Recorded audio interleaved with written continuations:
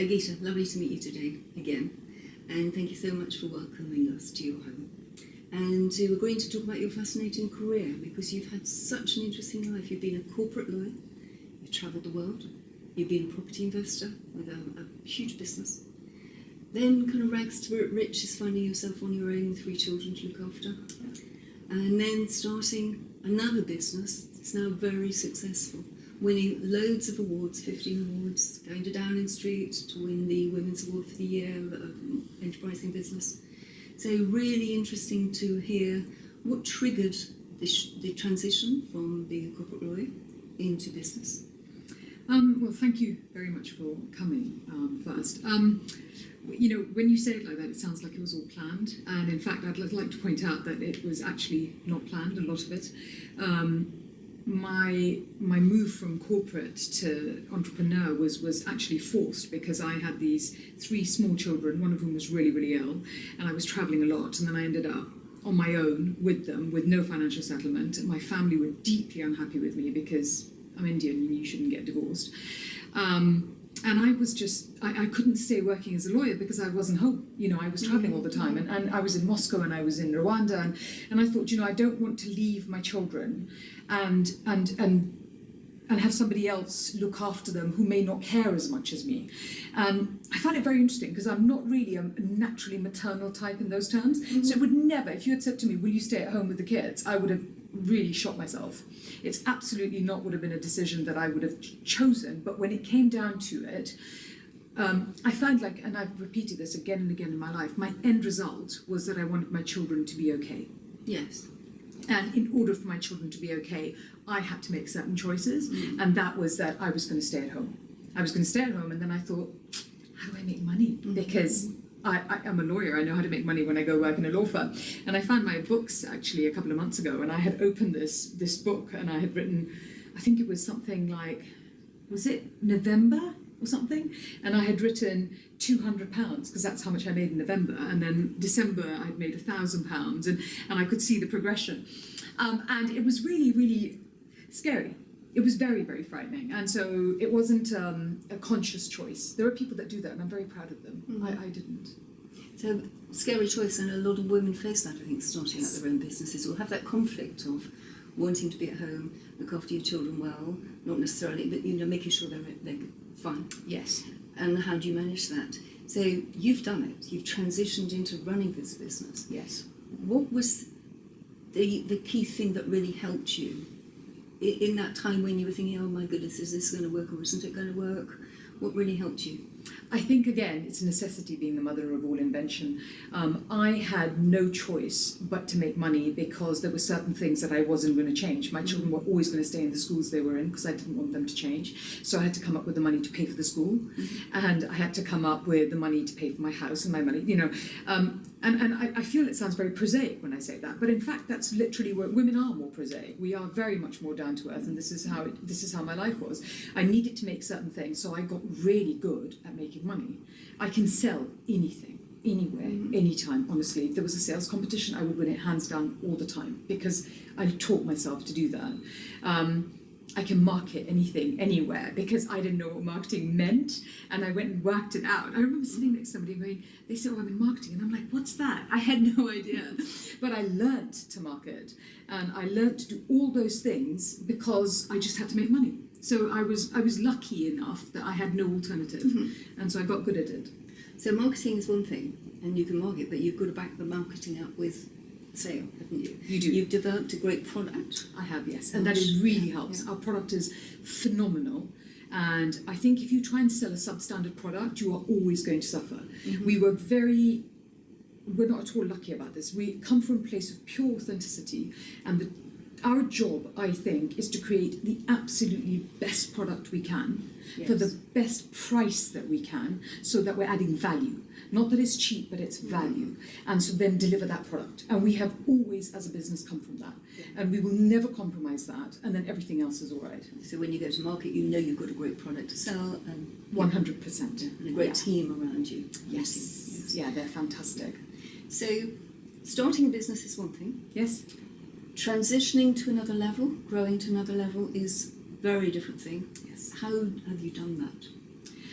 Oh, sometimes well and sometimes badly, because that's how you do it. The one thing that I learnt very, very quickly was that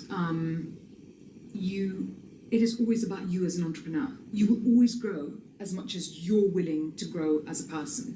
So whenever I used to go, well, we're not growing because, or we're not doing this because, and then I had to give that all up, and we weren't growing because of me most of the time. And so I had to kind of get out of my own way. So either I had to learn how to delegate, or I had to learn how to train people to sell, or I had to learn how to be willing to hit my upper limit, or I had to learn not to be shy with some things, because it was very intimidating to do some things that I just didn't want to do, like ask people for business or money or this, and I just had to get over it.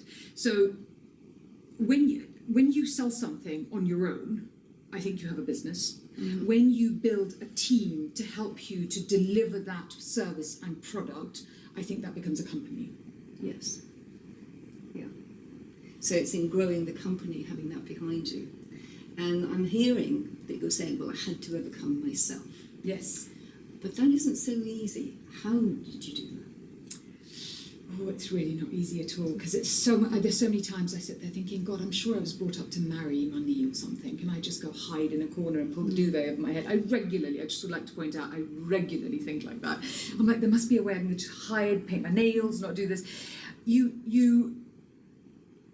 I've learned that when you are prepared to see what is there instead of what you would like to be there, again, that's the fastest way to move through anything. Okay. That is the skill that I'm learning to develop the fastest. Now, I've used so many different ways to do that. I know that when I eat well and I sleep well, physically, my brain works 100 times better. I know that, so I'm really careful about my physicality. I'm really careful about what I eat. Of course, I drink and party, because those things are really important for me. Yes. But I have vitamin drips all the time. I mean, I'm the biggest user of my product, bar none. So I'm 100% believer in keeping my body strong. When my body's strong, my mind works better. When my mind works better, I don't feel so weak. Yes. So when I don't feel like a victim, I'm actually more effective and more efficient. So it's really important to look after yourself. It's absolutely primary. And also because I have been a single parent for so very long, it's also that I wouldn't manage my home life as well as my work life if I didn't have strength and balance across all of it.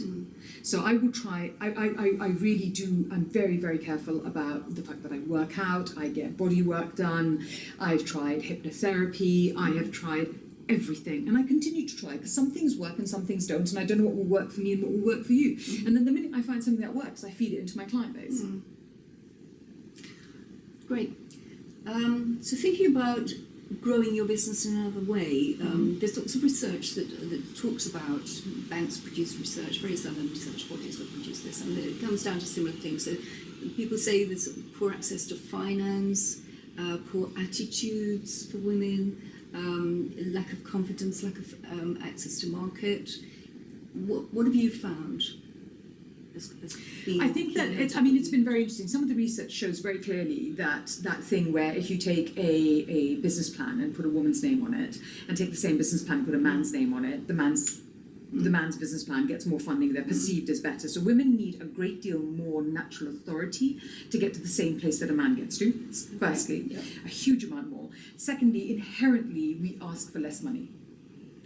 Guilty as well. So if you go for loans or whatever, when we go for loans, we are more self-effacing, and when we doubt ourselves more. When we go for fundraising, we always think we need less money than we actually need. We are less willing to ask for things because we're more afraid of a no. Actually, we're just more afraid of a no. Now, I don't know if that's a weakness necessarily. I mean, I think women, because we're brought up as women, and because we're brought up to be more nurturing and to do different kinds of things, it's just part of our upkeep. But those are skills that you can be taught. Yes. And I think we need to learn those skills better. So, for example, what I did was, I'm a lawyer, so I can't add up. So I knew that finances was really, really difficult for me. So I went and put myself through an executive MBA at Cranfield to learn it. So that was the first step. Then I was like, okay, now I get this. What am I supposed to do with it? Then I went and I learned something else. But what I did do was I got an advisory board together. And my advisory board are people from BlackRock and Terra Firma and so, and I mean they terrify me on a regular basis, but they are all really good at numbers. So whenever I come up going, oh, I don't know, they pull me up within seconds, and they're forcing me to get to a place. But I chose them. I chose them to come there because this was my weakness, and I need that to get better. And I thought, how do I make this better? By being around people who are just spectacular at it, and it's, you know, like water for them, and eating and drinking. So, and I think that's anybody starting in a business or growing a business needs to do that. Bring in the people who will challenge them and It's will horrible. back them up, and will address the weaknesses. So, you know, yes, and very important to get the right training, the stuff that's really going to help you, and know yourself. Yeah. I know that you're also interested in women's attitude to life and to power. yes. Would you like to talk a little bit about that? It's very, yes, I find it interesting because a lot of my, as a health coach as well, I have a lot of women who are from the city and from these amazing places that come in as clients as well. But I find that one of the things, and women entrepreneurs, because you have the opportunity to see it the most as entrepreneurs, and also women that come in to me as clients of our business, we tend to be uncomfortable with power. And we tend to be uncomfortable with authority, because that's where that phrase used to come from, where if you put a woman in charge, she automatically becomes a bitch. You know, it's not that she is, but it's because we're uncomfortable operating from a position of power and authority and feeling okay in there. So what we do is we tend to overcompensate or become a bit shrill or a bit, you know, it's famously Margaret Thatcher had to have elocution classes to lower her voice. You know, and I think that if we were better trained to step into our power and understand how to feel powerful without using testosterone to be powerful. So men naturally gravitate towards power because testosterone's a hormone that provides, you know, a strength and a focus, whereas estrogen provides a more diffused approach. So you want to be able to step into a place where you're authoritarian and step out of it so that you can rest as a woman more comfortably. It makes this whole phenomenon of being, for example, female breadwinners, which is a rapidly growing segment of our society, where we have no choice. Right? I never chose to become my family's breadwinner, but this is where I am. Whereas my mother would never have been in that position. But we are getting sick quicker because we use steroids, cortisol, because we're coming from a position of almost fear and panic and stress to operate within power. And I think that understanding that the power comes from within us and being more comfortable with being powerful makes us healthier at what we do. Being in your own skin. Yes, but sometimes your own skin is kind and loving and charming and gentle because we are women. And sometimes actually your own skin has to be authoritarian. So now I'm still loving, but I'm in charge. Without being in your face about it. Or assertive.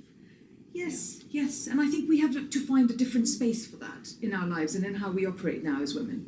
Take on board that is part of being and growing your company, growing your business. 100%. We now have a lot of management type classes within the business where, like yesterday, I sat with my male manager, in fact, and I had everybody there because I was like, let's talk about how you're managing and you know, let me help you to understand your power and where you manage from a position of power, you manage better.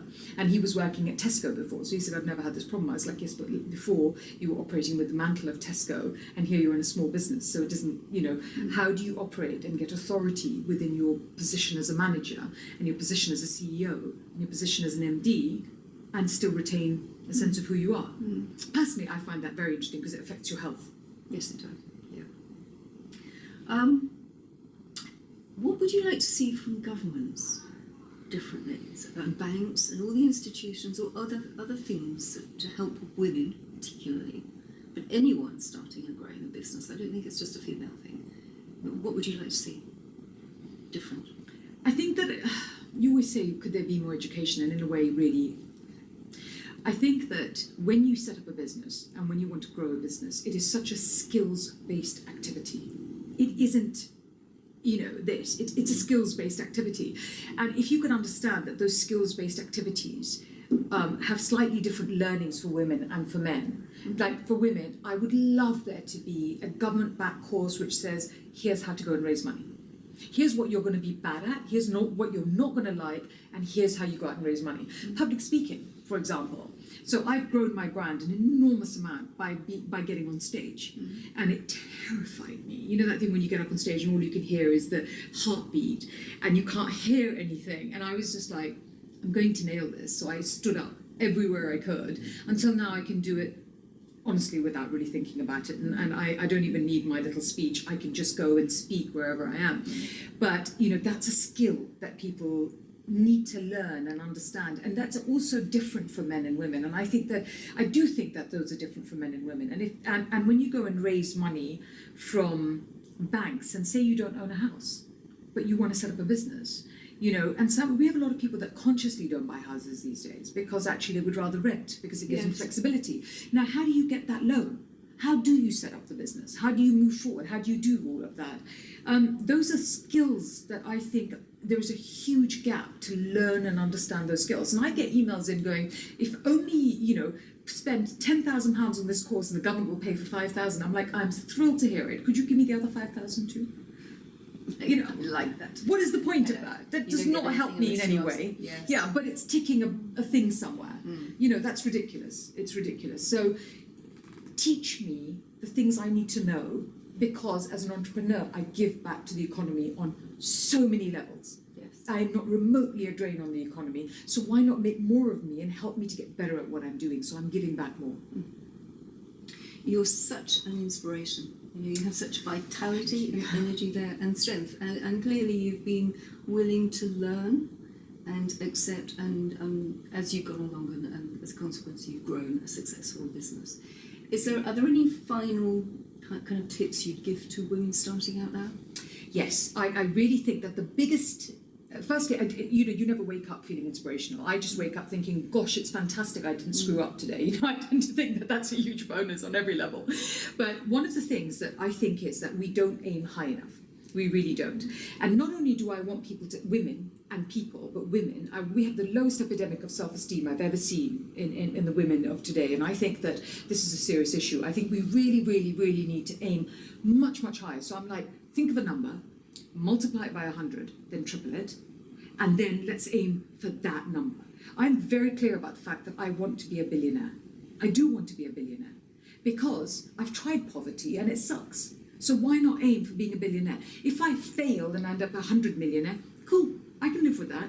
But if I don't aim for that, I'm not going to try and get there. So I think that we need to aim, and I don't say that with any form of ego because I'm not special in any way. I just work really hard at what I do.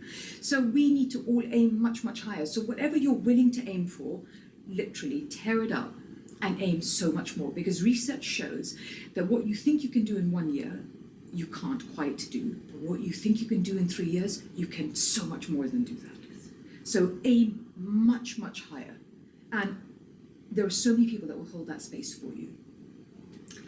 Thank you so much. Great inspiration, great tips today, and really good insight. So thank you so much for giving us your time. Oh, thank you for having me.